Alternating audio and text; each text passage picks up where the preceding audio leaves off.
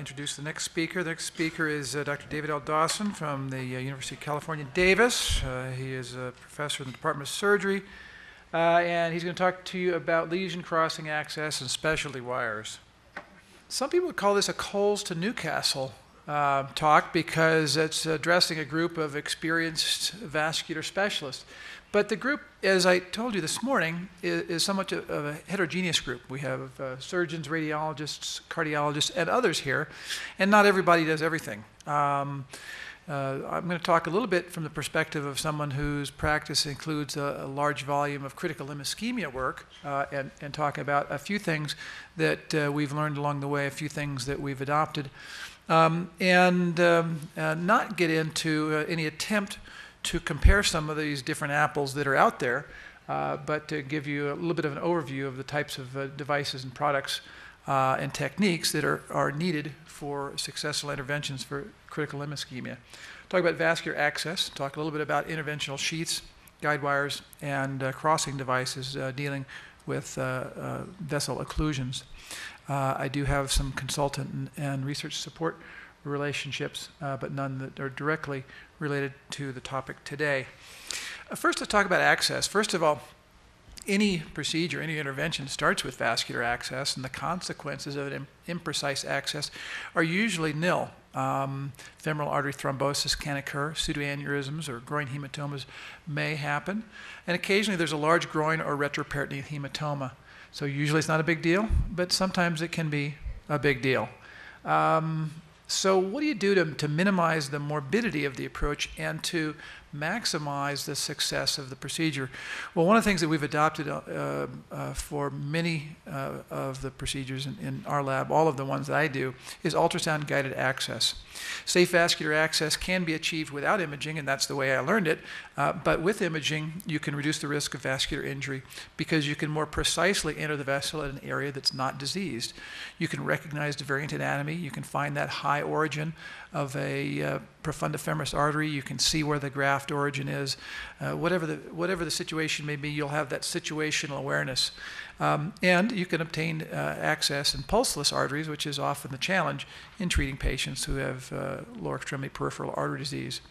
Ultrasound-guided access reduces the risk of hematoma or vessel injury because if you get in accurately and precisely the first time and you don't get any hematoma, you're more likely to get good primary hemostasis.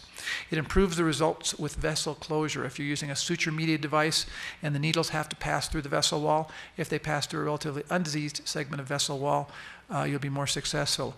If you use a device off-label for pre-close, for large vessel closure, such as we do for percutaneous aortic aneurysm repair, ultrasound-guided access allows precise placement of those closing sutures, and you can avoid damage to important and expensive adjacent structures. The technique is to sheath a transducer in a sterile sheath with gel in it. I tend to image the vessel in the longitudinal plane. I'll find out how far north or south I want that needle to enter the vessel. I'll be able to visualize the inguinal ligament, visualize the profunda origin, visualize plaque in the common femoral artery segment. The other technique is to infiltrate anesthesia under ultrasound guidance because you can put the anesthetic right in that periarterial plane. I watch some people infiltrate and they'll put a large volume of anesthetic into the subcutaneous tissue where the nerves don't live. And the patient then says, ouch, when the sheath goes into the artery where the nerves do live. So it's actually a nice technique for more precise local anesthesia. Introduce the needle in that longitudinal plane and then turn transverse to then do the fine tuning to center the needle to puncture the vessel in the center line. And then the ultrasound can confirm the intraluminal placement of the guide wire. I like to use the micropuncture technique with a 5 or 4 French micropuncture catheter, a 21 gauge thin wall needle. You can use an echogenic needle or an echotip needle to help improve visualization with ultrasound. And the micropuncture technique is especially useful when you're doing brachial access or superficial vein access. It is less effective when accessing through dense scar because the 18,000 guide wire that comes with the set doesn't have the stiffness to support passage through densely scarred tissue, so sometimes a larger needle and 035 system is useful. By doing the setup on a routine basis, you don't have to worry about answering the question, do I want to use ultrasound this time? It's a real hassle if you start and have trouble and then say, okay, now I'm going to use the ultrasound. If you always have it, it's always set up, it doesn't add any time to the procedure, and you and your trainees gain the experience of getting that mental picture of what the vessels look like with ultrasound, and it goes quite quickly. In general, it's a freehand technique. The non-dominant hand will hold that sheath transducer. The dominant hand will hold the needle and advance it, and then the needle is stabilized once the vessel is entered and the tip is centered. Now, there are other devices that some people use, and the needle guides that are available for some systems helps to keep a needle in a scan plane. I think it's a little harder to use, quite frankly, than a freehand technique once you get that 3D picture in your brain. And there's some other products coming out, including a system from Ultrasonics, which adds a 3D navigation system to localizing a needle tip in space and giving you essentially a head-up display to show the trajectory of the needle before it enters the vessel. These may be useful adjuncts, I think, to teaching people that 3D spatial recognition, but once you learn it, I think it's a very easy technique. Regarding access, we'll use contralateral access for treating the distal external iliac artery, the superficial femoral artery, at least in the proximal portion of the vessel, for most tibial cases. But there can be some challenges. First of all, steeply angled aortic bifurcation may be difficult to track devices over if there's a lot of tortuosity in the iliac segments, or if there's a significant amount of plaque, especially calcific plaque, that can increase the friction and the difficulty passing devices. There are a few new tools, including wires that have a stiffer back end, a more floppy front end, like the Terumo glide wire, the Advantage, that you can get that more floppy segment to track and then push that stiffer segment over, and it allows you the support that you need to cross with a support catheter that you can then exchange for a stiffer wire that you can subsequently use for placement of the sheath. In general, I think it's tracking after initial crossing is easiest with a hydrophilic or non-rigid catheter, but the disadvantage is those sometimes will flip up into the aorta. The stiffer the guide wire, the easier it is to do sequential exchanges, and the easier it is, I think, to track the sheaths into a more distal position. And there's really nothing that feels better than having a nice, safe access across a challenging segment. If you have a stiff wire in place and a distal sheath placement, you're able to handle most problems that then occur. Sometimes a coaxial sheath and catheter system may be required to build up support. And it helps if the sheath has a hydrophilic coating. And sometimes it helps to use lower profile systems. If you're doing tibial intervention and planning only angioplasty, there are long 90 and 110 centimeter tibial interventional sheaths that are available as small as 4 French. There are some alternatives to the contralateral femoral approach. The brachial approach allows you essentially an antegrade access to the lower extremity arteries, or antegrade femoral approach when the target vessel is in the distal portion of the superficial femoral or more distal in the limb. Other alternatives for crossing the aortic bifurcation include stiffer devices to cross, including a steerable guide catheter such as the Morph, and there's some other directable or catheter navigation systems that may come into play in the future. There are a variety of sheaths that are available. The sheaths that we'll typically use for contralateral access are flexible and trackable. Some people like a shaped sheath. For the most part, the older Balkan type shaped crossing sheaths I don't think are really necessary, because over a stiff guide wire you can track most straight sheaths. They can vary in size as small as 4 French. 6 French is more standard if there's an anticipation that there may be an intervention on the femoral or iliac artery, and a stent may be used. But a larger sheath may be required if atherectomy, covered stents are going to be used, or other complex intervention is anticipated. Sheath positioning, if you have the tip as distal as possible, it's useful because that gives you the best ability to do imaging and get contrast into the vessel with the least amount of contrast, and gives you the best support. Some rules of thumb: 45 centimeter sheaths positioned close to the common femoral artery, just proximal or distal to the common femoral artery, depending on the patient's anatomy, and a 90 centimeter sheath, the kind that you might be using for a carotid intervention. If you're using it for infrainguinal intervention, a 90 centimeter sheath will get you approximately to the joint line in the popliteal artery. It's useful, I think, to consider angioplasty or stenting of proximal occlusive lesions in the iliac or femoral arteries to avoid having a sheath occluding the vessel. It's helpful to have antegrade flow to prevent thrombotic complications and to get good contrast visualization. It's also important to anticoagulate when large sheaths are in small vessels. But you always have to be careful that the more proximally placed stents are not disrupted by the passage of the devices that you subsequently use. Regarding some comments about guide wires, there are a variety, of course, of guide wire sizes, and you trade support for torqueability or profile. Stiff, non-hydrophilic guide wires, I think, are the easiest to use for most interventions because they have the least tendency to move in the vessels, but they may not be the best or safest technique to get there. The smaller wires allow you to use low-profile devices, atherectomy devices, reentry devices, and some small caliber stents. There are a variety of things that you need to know about guide wires. For the cardiologists in the room, the interventional cardiologists are very adept at using 014 guide wires and have a whole family of guide wires that will be used for different techniques and crossing coronary occlusions. And some of these translate directly into the peripheral circulation, some of them don't. The peripheral occlusions are longer. They go through a more tortuous segment sometimes, and some of the features of the wire that some people are used to being able to feel the tip behavior a little bit harder to translate into peripheral interventions. There are numerous choices: the mandrel selective guide wires, hydrophilic guide wires, coiled stainless steel guide wires. And if you look in Endovascular Today, which has a nice compilation of a variety of manufacturers' products, you'll see about a dozen pages of content. And so what at best I think one can do is make some general recommendations that each interventionalist become familiar with the families of wire types that might be used for a different type of case, and then become familiar with a few specific wires that can be used on most cases. What's new? There are wires that are specifically designed for specialized peripheral applications. So it's not just a wire that was designed for a different application now translated into a tibial setting.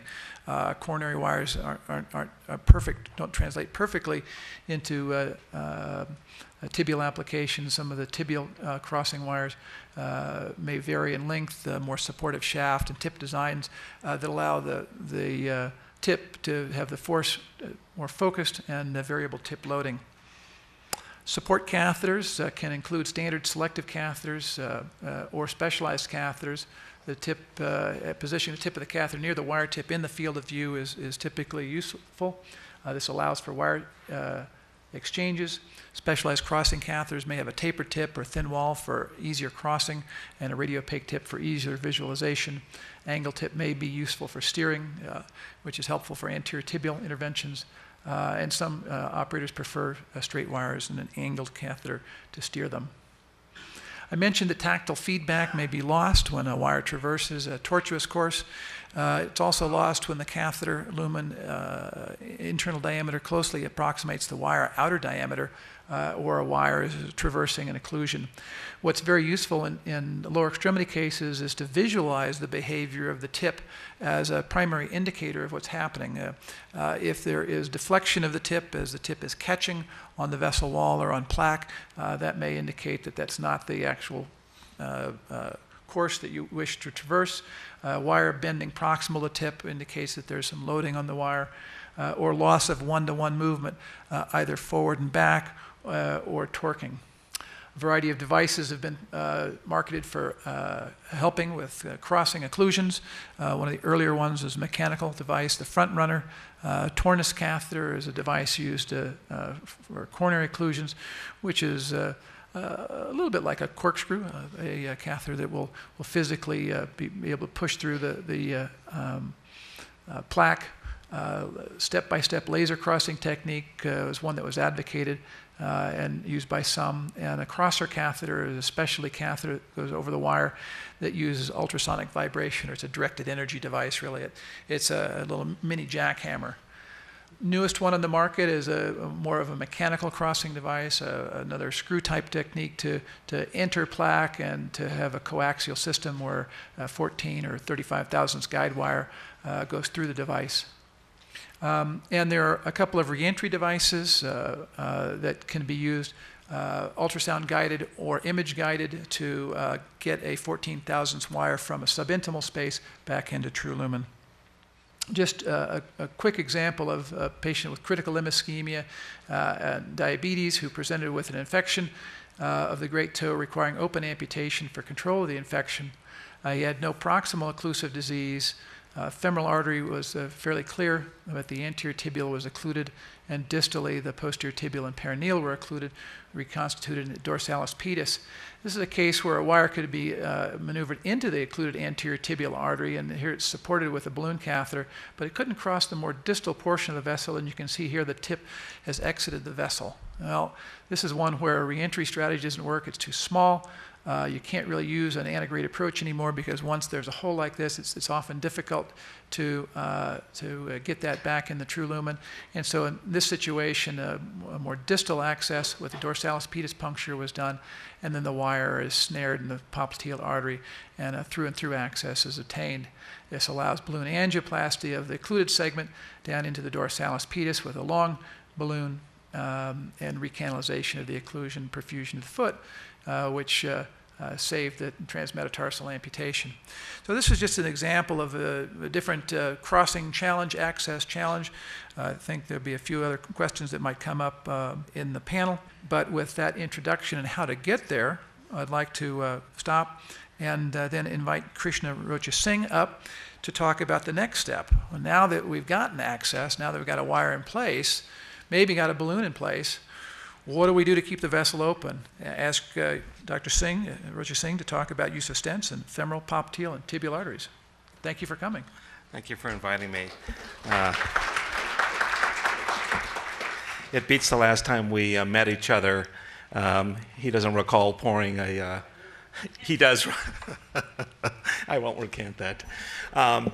Well, what I'd like to do here in the 20 minutes I have is to challenge you. Now, I'm sure the last thing you want to be done to on a Monday at 5 o'clock after being on double diamonds all day is to be challenged. But I'm going to resist the temptation of regurgitating a bunch of, as Dr. Martin was reviewing, a bunch of level 2B data, non-randomized, retrospective, single-center trial data, which is unfortunately what we have a lot of. And so I'm really going to talk about use of stents in the lower extremity, and as part of that, really challenge the status quo. These are my conflicts. I don't believe any of them are relevant in the things I'm going to have to say to you. I will be discussing, of course, off-label devices in the periphery. Now, I just want to, again, recap. I want to discuss emerging data and its clinical relevance. And I think that's an important key to hammer home. And then to challenge the status quo by, in regarding the established effectiveness of those endpoints as they relate to what we call success. What is success when we start after we cross the wire and put in this stent? How do we measure success? And consider, I think, more appropriate patient-centric metrics for some of the stent trials that we are doing, because I think this is going to be a big deal, not just to the FDA, but for an organization called CMS, which is going to reimburse what we do. We have to give them what they want, which is more patient-centric information that is reasonable and necessary. So what has happened in the past 7 years, almost 10 years? We see what has evolved in our thought process based primarily on the TASC2 data. And recall that TASC is essentially expert opinion and consensus. It is not predicated on level 1 data. In the past 10 years, we've gone from task A back in 2000 to being still task A, but look at the lesion lengths. Task B is now task A, previously task C is now task B, and previously what was a task D is now a class B, task B lesion. This, I think, reflects the progression of technique and technology in addressing some of the issues that confront us and dealing with some of our patients. But we have to ask, how was this data defined?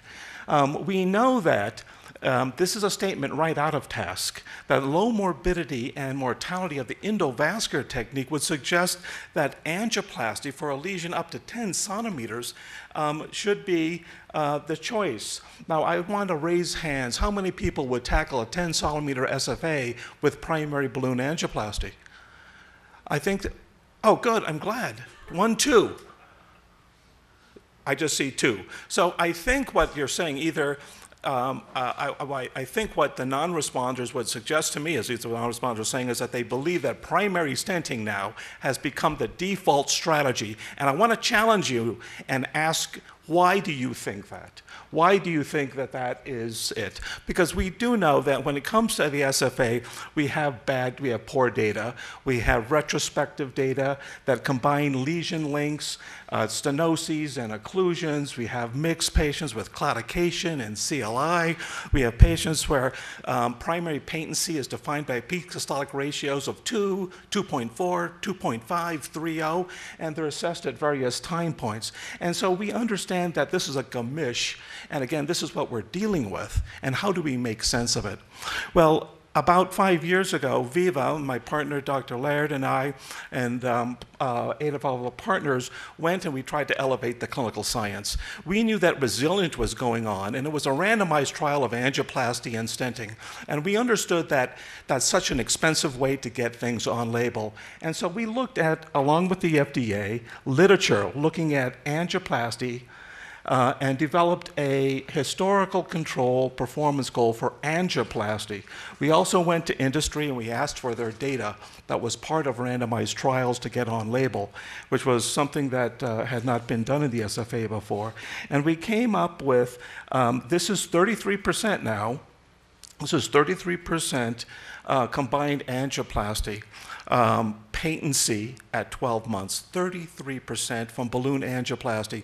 So those 2 people in the back who use balloon angioplasty, if they're following the data, they understand that the probability of restenosis at 12 months, as defined by duplex Doppler, in something that was adjudicated and peer-reviewed, is less than 40%. The FDA bought into this, and here's now what the unintended consequence. John, I don't know if you intended to do this, but it wasn't my intention, that all these trials now are using the performance goal, and we have 1, 2, 3, 4, 5, 6, 7. We have 7 trials that are either been completed, soon to be completed, or will be started. And I ask you, how many different nitinol stents do you need to have on your cath lab shelf? And are bare metal nitinol stents soon to be just a commodity? I can tell you in our lab, our administrators came to us and said, we want 2 stents on the shelf, because we believe there is no significant difference between them, and cost now is our bottom line. So we're going to have the government telling us, and now we're having hospital administrators telling us what we need to do. Jason is going to follow me. I'm not going to steal his thunder, but I just want to suggest to you that stenting in the SFA may soon undergo a game changer here with regards to Zilver PTX. But I wanted to, with relative to what my comments are, express 2 points. Look at this lesion length of 5 centimeters. 5 centimeters in a prospective randomized trial. Now, Dr. Martin wants to look at apples and oranges. These are real small apples and real small oranges that we're looking at when we're looking at this large prospective multi-million-dollar trial. And so I gotta say, you know, where's the beef? Why are these companies spending millions of dollars to go after 5 centimeter lesions with high technology? And so that's the type of stuff we need to be concerned about. I want to spend some time, I'm not going to regurgitate some of the other trials, because this trial, a randomized trial, done by a group of investigators under a physician IDE, I think reflects some of the issues that we have problems with. This is a study called the Vibrant trial. It was a randomization between the Gore-Viabon and the nitinol stents that were on label at that time in long lesions with long-term follow-up with core lab adjudication. Now, this is probably as good as it's going to get in the United States with physician IDE trials. Again, Gore-Viabon was approved, and most of these bare metal stents were not approved.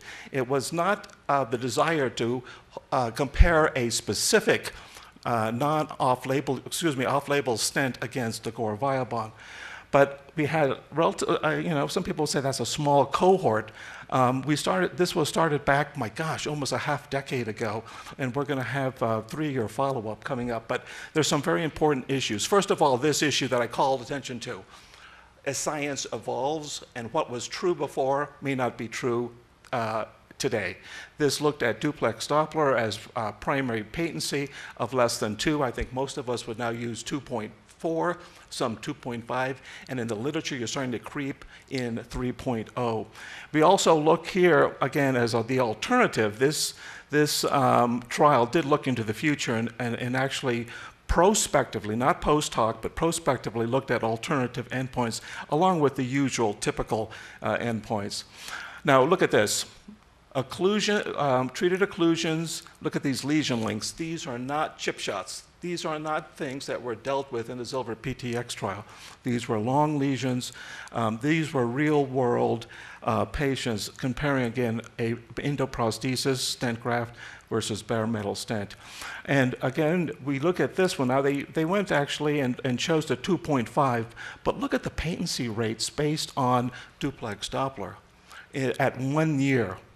At 1 year. And now I'm going to suggest to you, do you think that this surrogate means anything? Does this mean anything to anybody? Does it mean anything to our patients? Because look at this.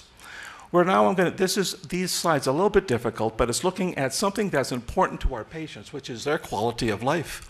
And we looked at the claudication questionnaire and the SF-36. And these are 2 different scales. Best meaning 0, 100 meaning worst, and the converse on the other side. The bottom line is both of these technologies allowed at 1 year to have good outcomes with regards to patient-assessed function, and there was no significant treatment differences. Now look at this with regards to the surrogates. If you look at restenosis patterns, here's 2.0.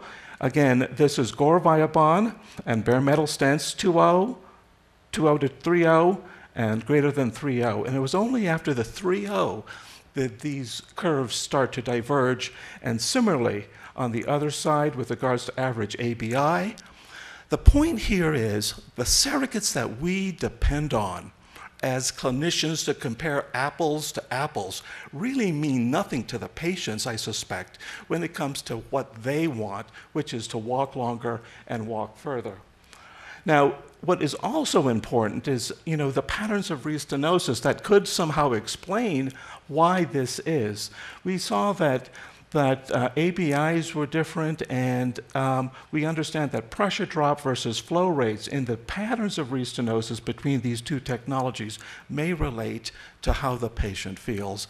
Now, I can tell you Gore has since disowned this data only because they've evolved now to 2 iterations beyond this stent graft that was used in this trial. But I can tell you that this is very important because to me, in a randomized prospective trial, it calls into question some of our design flaws that we have. Here's stent fractures. Look at stent fractures in over 15 centimeters in bare metal stents. It was, you can see here, almost 45%. Look at the grade of the stent fractures. Some of these were minor, but some of them were not inconsequential, and this becomes a safety issue for us. So some of the questions out of Vibrant that I think have to reverberate and resonate with all of us really deal with bare metal stents. Are they safe when we take them up greater than 15 centimeters? I understand a post-market surveillance trial by Bard is going to look at 17. They have a 25 centimeter stent in Europe. And do fractures are fractures a big deal That's yet to be found out. Peak systolic velocity ratios are 2.4.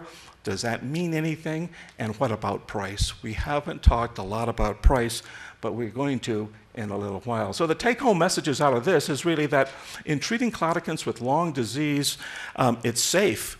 I was really concerned. I was part of this trial that we would turn chronic limb ischemia into acute limb ischemia because these stent grafts would be thrombosing. That wasn't the case. They restenose at their edge, and now hopefully Gore has taken care of that issue with their third and fourth generation stent grafts. We also understand that primary patencies were horrible in this trial, and it calls into the importance of surveillance of these patients. We must be proactive in maintaining assisted primary patency and reducing and getting away from occlusive disease, treating stenotic disease proactively. Again, surveillance is the issue. And again, stent fractures here, we don't know what they mean, but I think we're going to have a better sense. Most people would say we've gone now into second and third generations exclusively in the stent designs, and these become less of an issue. So we will present at Viva coming up in several months in Las Vegas the 3-year follow-up of this trial, so stay tuned and we'll have a better understanding in this randomized trial. I want to talk about metrics because I think this is what it's all about. You know, we talk about metrics and assessing the 2.0, 2.4, 2.5, 3.0. We talk about freedom from target vessel revascularization or target lesion revascularization. We talk about different time points. We talk about, infrequently, we talk about therapeutic assessments. And I think that is something we really need to stop and start looking at, doing trials that look at patient-centric outcomes. You know, the whole thing is, you know, what does an ABI mean to the patient at rest? He's walking. He's a claudicant. We need to do these. We need to walk these patients to see how well they do. And really, what does a peak systolic velocity ratio mean? It's a poor surrogate for nothing. And obviously, the FDA will approve these stents based on these surrogates. But I can tell you what CMS did to carotid stenting and what CMS almost did to the renal stenting, they will do to this field if we don't get our act together as a bunch of doctors. Because it's a lot more complex when we deal with the pathophysiology of intermittent claudication. We have a supply and demand problem, no doubt, that gives us intermittent claudication and the functional impairment. But we also have a lot of biology that relates to denervation and atrophy and impaired muscle metabolism and reduced ATP production that really, despite taking care of the demand mismatch, persists, and we have problems in that regard. And so look at this. If we look after patients who've been revascularized and we look at their change in ABIs as opposed to their change in peak walking time, there is no difference. It's all over the place.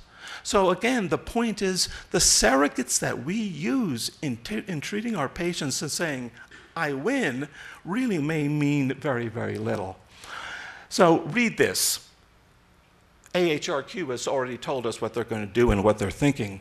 AHRQ has already told us via CMS is primarily interested in clinical outcomes in contraindication to what we really, you and I talk a lot about, which is vessel patency. So we need to move on beyond this. I want to go below the knee. I know Jason's going to talk a little bit about DES, but I want to reflect upon that in a similar fashion. These are all 3 trials that just were presented in Europe, looking at CLI, and you can see here what they looked at, which I think is, again, a waste of money, totally irrelevant. Looking at lesions less than 3 centimeters and looking at patency, and the question is, what does patency mean in a CLI patient? This is a typical trial. This is Achilles, randomized to balloon angioplasty. My point is here, look at this lesion lengths, 3 centimeters. Give me a break. I don't think I see 3-centimeter lesions in my CLI patients. It took them almost 40 years to do this trial just to find those lesions, only because they were held by the number of stents they had to use. Here's a success. Does anyone doubt that balloon angioplasty would do poorer than a stent? That's not telling us anything that we need to know. And here we go again with the improvement of drug-eluting stents versus bare metal stent, angioplasty. Again, not a big surprise. So is anyone surprised that coronary DES is technically more successful than angioplasty, or that the binary patency rates are superior, or that somehow we have to get away from the fact that stent patency as a primary endpoint just doesn't cut it, and we need to talk about patient-centric endpoints again. So all these trials, what they did prove really is that, again, bad data. They were combining in CLI below the knee Rutherford class 2 and 3 patients. I don't know how they're doing that in CLI patients. And then they totally excluded Rutherford 6 patients. Again, to Dr. Martin's point, how can you do a CLI trial and exclude Rutherford 6 patients? And again, short lesions, those aren't things that we see. How generalizable is this type of data to the world that you and I live in? That's the key. Because here, I understand a lot of you out there are surgeons. Here's what surgeons understand, that graft patency is equated with successful outcomes, but it doesn't necessarily predict a favorable long-term result. Here's an interesting study done in Rutherford patients greater than 3, and they defined clinical success as having all 4 of these: graft patency to the point of wound healing, limb salvage. Patient had to be ambulatory at 1 year and had to live at least 6 months. And if you take all of those and you follow them prospectively over 3 years, only 44% of those patients, have this clinical success. So it really means very little to say, hey, your stent is patent, but you've lost your leg. We need to look better and do more. So what I think what we need to understand is how clinically relevant is 6 to 12-month vessel patency, and how does that relate to limb preservation, pain control, and the maintenance of function and mobility. Those are the things that I think CMS is going to want to know before they pay a lot of money for this. And something that we don't do a lot of and talk a lot about is wound healing. So we need to move beyond below the knee, the coronary paradigm. I want to talk real briefly about the Excel trial. This was a VIVA trial that looked at 120 patients, and we looked at some very detailed data through 3 core labs, and basically noted that amputation-free survival was approximately 78% at a year. But if we pull apart the patients who died, and we looked at the Rutherford class, you see here that a lot of these patients are dying from processes unrelated to their procedure. If you look at a better endpoint, which is limb salvage, 55 in Rutherford 6 now becomes 70. And again, I think this is a better way of assessing these patients. We understand that not all wounds heal for a multiplicity of reasons, and we need to understand that, at least in this trial, we had wound healing rates that were comparable to surgical wound healing rates, and actually we had time to wound healing that was superior. And the question is, why don't all wounds heal? The simple fact is because we don't pay attention to the angiosomes. We deal here the angiosomes, and we many times do not treat the wound-related artery, and therefore we cannot expect that wounds will heal. Here's the perineal angiosome. Here are the foot angiosomes. And this is where I think industry can help us with better techniques and better technology, so we can go after that angiosome-related artery, heal those wounds, and preserve those extremities, go into the foot. Here's one piece of data from Japan that shows that if you deal with the wound-related artery as opposed to not dealing with it, your limb salvage rate out to 2 years is superior. So take-home message is that at last, we have some data to talk about, and the data will be continuing to come. We need, however, to challenge ourselves and industry and the FDA to look at more patient-centric data. And CMS, unfortunately, I believe, is going to have a last word in a lot of the things that we do, because they may not pay for it unless we start doing this. Thank you for your time.